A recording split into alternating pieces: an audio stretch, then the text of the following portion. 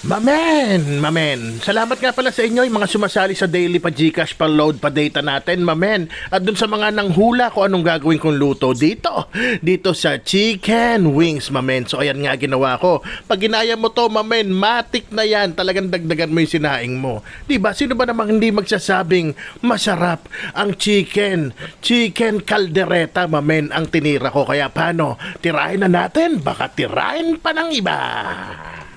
Siyempre, mamen, alam nung iba, napakahirap ng kaldereta, mamen. Pero siyempre, dito sa page natin, papadaliin natin yan. Kaya naman, uunahin na natin tong mga medyo gulay niya, mamen. Yan patatas, prituhin natin mga 2 minutes or hanggang maluto siya ng bahagya.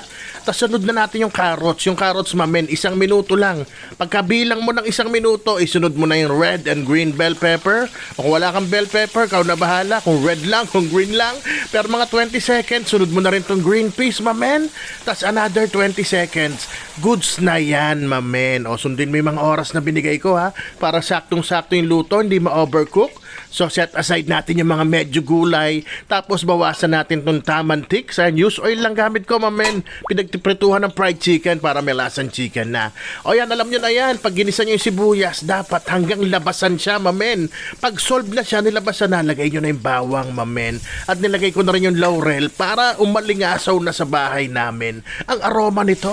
Tapos nilagay ko na nga yan ating chicken wings, mamen. At medyo halu-haluin nyo lang. Sangkot sa inyo. Kung matagal na kayo sa page ko, matagal nyo nang alam na matagal ako magsangkot siya dito. At lagyan natin muna ng onting patis, mamen. Onti lang nilagay ko dyan, ha. Maliit lang yung butas, kaya mukhang marami. Alam nyo naman ako, mahilig sa maliit na butas. At nilagay ko ng mga 2 kutsarang tomato paste, mamen. Talaga maaga nilalagay yan kasi mataas ang acidity niyan, mamen. Medyo maasim. Para maluto kagad yung ano niya, yung acid, mamen, mabawasan. Masakit sa tiyan yan. Bahala kayo. Ayan, nung nahalo ko na, tinakpan ko lang ng saglit, mamen. Mga 3 minutes or 2 minutes. Balikan na natin hanggang medyo magmantika lang siya, mamen. Ayan nga, nagmantika na. At imbes na liver spread, mamen, atay ng manok ang lalagay ko, mamen. Ayan, 2 pirasong ginulpi ko, durog na durog. Ayan, hindi malansa yan, mamen, kasi niluto natin ng todo.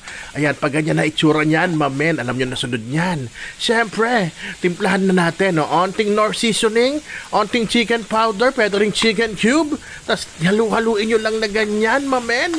At pagkatapos niyan, naku, ang bango, Diyos ko, ginugutom ako dito pa lang sa ano na to, sa parting to. Nilagyan ko ng dark soy sauce, mamen, pampakulay. Kung wala kang dark soy sauce, kahit yung normal na soy sauce lang, yung silver swan, bahala ka na.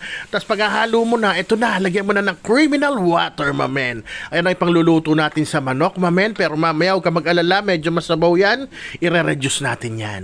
So nung kumulo na, mamen, tinanggal ko na yung takip, ayan, para medyo ma-reduce na siya, habang dire-diretso lang ang luto. Tapos yan, nilagyan ko na ng tapa mints, o ito, asukal, mamen. Kung ayaw mo maglagay, itapon mo na yung lalagyan mo ng asukal dyan, baka di mo na nagagamit, mamen. Tapos onting halo-halo lang.